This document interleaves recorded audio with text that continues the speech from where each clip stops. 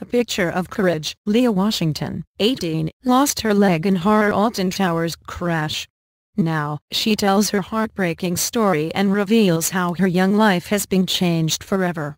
Leah Washington lost her left leg in Alton Towers crash 2 months ago. In her first interview, she relives the day with courage beyond her years, and reveals she is nervous for the future now that her life is on hold. Leah Washington's mantelpiece is overflowing with 18th birthday cards. But there is precious little sense of celebration in her neat semi-detached home in Barnsley. Her coming of age last month was spent in hospital, tainted by catastrophe. So many of her hopes and dreams horrifically dashed in a split second when she lost her left leg in the terrible Alton Towers crash. Next month, her friends will be leaving for their universities. Leah had planned to begin her long-cherished dream of becoming a teacher. That is all on hold. Now, instead of the excitement and anticipation of student life, she has very different priorities. Her family are having to move out of their home to live in a bungalow nearby. For her 18th party, she cancelled a trip to London's Shard building because she couldn't face making the journey in a wheelchair. Instead, she opted for a simple dinner at a local pub with her boyfriend Joe, who was in the seat next to her when the crash happened.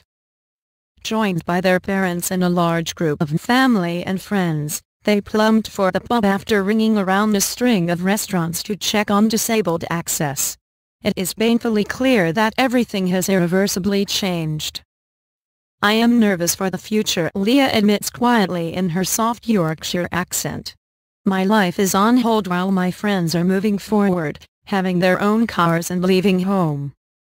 I'll have a different path and a different life. Plans that you've thought about in your head for the future. They're going to be different now, because of what has happened." She is reminded of her loss first thing each day. "I will always have to put a leg on in the morning or use crutches. I want to get going on my prosthetic leg, but the process of getting fitted for it is very lengthy. For now, it's exhausting being on crutches, but I hate going out in my wheelchair with people staring at me. I don't even want a stair lift. I am 18, I can't stand not being independent. My granddad offered me a blanket in my wheelchair and I said, no, I am not 90. My life is just one long list of physio and hospital appointments. But I've got to move on and live with it." Today, wearing a pretty blue floral mini dress, Leah courageously shows her amputated leg. She says she won't wear trousers because I don't feel comfortable in them. But her new ambition is clear: "I just want to start my life again." This is Leah's first interview since that terrible day 2 months ago. In it, she relives the moment with a courage beyond her years. She, along with medics who attended the scene, reveals how she nearly died twice in the wreckage of the roller coaster while they battled to treat her catastrophic injuries. The medics also reveal how Leah lost nearly a quarter of her blood while trapped on the ride, that she would have died had the weather been colder, and that her life was only saved using military techniques designed to treat bomb blast victims, and by emergency blood transfusions rushed to the theme park by helicopter. Poignantly, while Leah suffered in terrible pain as she lay in the mangled wreckage of the roller coaster, the paramedics told her she was the bravest person they had ever treated. So complex was the rescue that one doctor described the perilous operation to free her as playing Jenga with human beings. But perhaps most desperate of all is the moment she realized she had lost her leg. Utterly distraught, Leah screamed at the surgeon as he tried to break the news, don't tell me, only to sob inconsolably when she finally saw the true extent of her injuries. Leah and Joe, also 18, only decided at the last minute to go that day to Alton Towers. Both from Barnsley, they had been a couple for just 6 weeks, bonding when they took their dogs walking together in the weeks before the accident. When they arrived at the theme park, they posed excitedly for selfies, before deciding what ride to go on. "I wanted to go on Sonic Spinball," Leah recalls, but Joe said there was no point queuing for ages because it wasn't that good. It was then that he suggested we go on the smaller I was scared because I'd never been on it before. But after an hour and a half wait, we were sent to queue for the front row. Even as the couple got in line, it was clear the smuggler was suffering technical difficulties. Empty carriages were being run around the track. But once given the go-ahead, the couple felt no concerns for their safety as they took their seats in the front row of the 16-seat carriage, secured by a metal safety bar. We sat down, but then they lifted the safety bars up after about 10 minutes, saying there was a technical difficulty and we had to get off. We were waiting ages and I just thought to myself maybe we should go. But when you've queued that long, you wait. The teens even talked to fellow victims Vicky Balch and Daniel Thorpe about recent problems on the ride. They said one of the bolts had fallen off the other day and it had been breaking down a lot. Finally they got going again. But the vehicle suddenly stopped at the top of the ride's first climb, 100 feet in the air. They remained stationary for an ominous 10 minutes, wondering why they had stopped. "We didn't know what was going on," says Leah. "It was freezing with the wind up there. I thought they were going to take us off the ride and down the safety steps, but instead we set off again. We went round and round and round and then we came around this corner." Unlike Joe, who had his eyes closed as they accelerated through 360-degree rotations, Leah spotted an obstacle directly in their path, another roller coaster carriage, empty but weighing several tons. "I saw the other cart stuck on the track ahead. I didn't think, oh my god, this is going to end badly. I just thought it wouldn't be nice, like a bumper car ride. I never thought it was going to be as bad as it was." Seconds later, with the grinding crunch of reinforced steel, the two carriages collided, ramming the safety bar into the youngster's knees. Initially, Leah didn't recognize how badly she had been hurt and instead looked across to her fellow passengers sitting beside her. She says, "I put my hands out to try to stop, but we crashed. Then I heard people screaming and people below us started running to the fence. I didn't realize how bad it was until I looked at Joe and his finger was hanging off. Then I turned to Daniel who had a big cut in his forehead," she said. "I looked at my hands and they were fine. I thought I must be okay. I asked Joe about a cut on my head, and he said it wasn't too bad and I'd be fine. But then, suspended at a 45-degree angle and forced against the twisted metal around her, she realized she was losing the feeling in her legs. I looked down at my left leg and it was pushed up with the bar digging into it. There was a bit of flesh on the seat in front and I could feel the bone in my knee sticking out." At this point, Leah breaks down at the memory. "I started panicking and screaming then. I was petrified. Joe was trying to calm me down. I was saying, my mom's going to have a heart attack when she realizes what has happened." The carriages had collided as the track curved round and both now hung crushed together, 100 feet in the air, above a 20 feet deep concrete pit designed to support the roller coaster's structure, making immediate rescue attempts impossible. As the youngsters dangled helplessly in their seats, they were horrified to see that instead of fetching help, passers-by were busy taking photos and videos on their phones. The alarm was raised after Alton Towers staff sent first responders to the scene. Leah says, "A woman first responder arrived beneath us and told me to keep breathing. I said I couldn't feel my toes and she said, keep wiggling them." The emergency operation which then swung into action was immense. It would last 4 hours, with 4 helicopter air ambulances, 4 land ambulances and the hazardous area response team comprising 30 medics on the ground, along with fire crews. However, Leah is aware of little of the medics' astonishing life-saving efforts. "I remember they cut my coat off, which I wasn't very happy about," she recalls. "And then they gave me gas and air." At one point, as she struggled to stay conscious, she looked desperately at one of the paramedics tending her and asked, "Am I going to be all right?" "I only remember odd bits after that, the noise of them cutting me out and lying in an air ambulance. I was trying to look out of the window because it was the first time I'd ever been in a helicopter. On board, Dr. Ben Clark radioed ahead to put medical staff at the hospital on standby, including the trauma team and orthopedic and vascular surgical teams who rushed Leah into theater on arrival. Dr. Clark says Leah was the bravest person we had seen with regard to how she coped with her injuries. But as Leah was anesthetized for her amputation, her worried parents were racing towards Alton Towers. Just hours before, her mother Louise had been checking her daughter's Facebook account to see if Leah had posted any pictures of her and Joe at Alton Towers. So she was horrified to see a news flash on Facebook about the accident.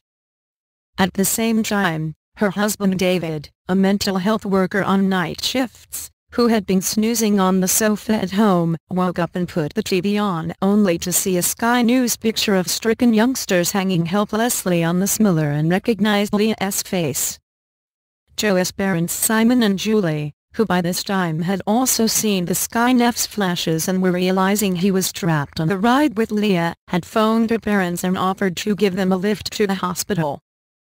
As they were driving the 80 miles from Barnsley to the hospital, police rang Simon to say they were trying to get hold of Leah's parents to offer them a blue light escort to the hospital. During this time, all four parents clung to the hope that Leah and Joe had escaped serious injury because there was no sign of blood on any news photos. In fact, Leah had lost at least a liter of blood. But they were soon in no doubt how grave the situation was. The first person to greet them was Dr. Clark, who again chose his words very carefully.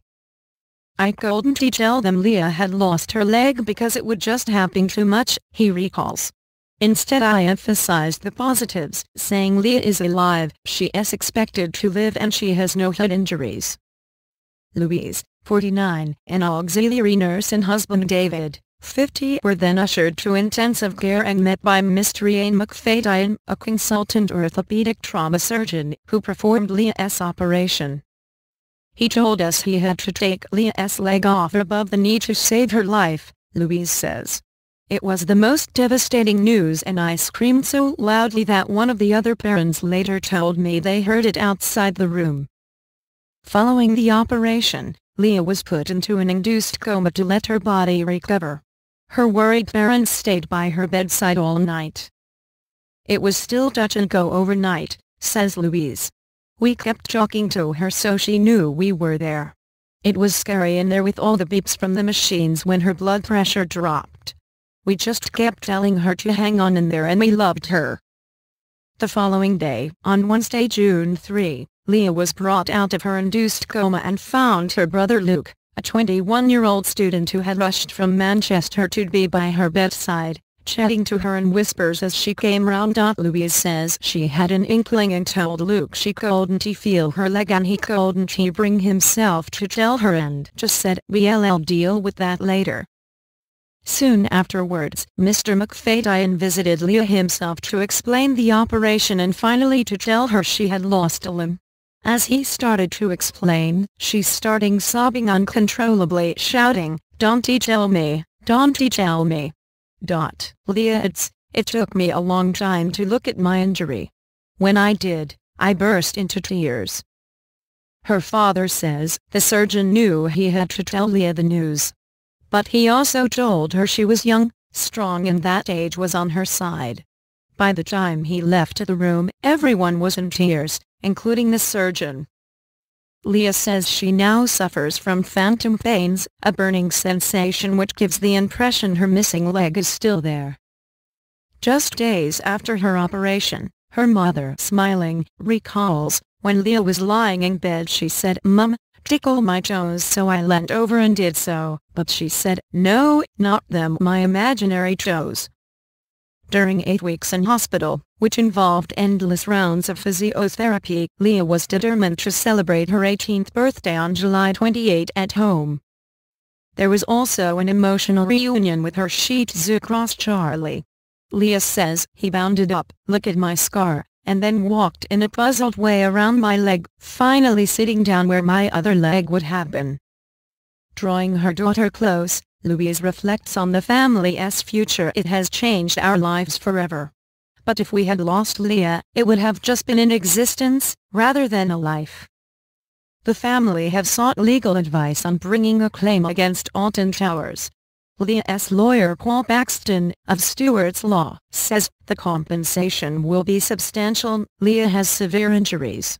It will not just be for now, it is for life, and is likely to run into millions.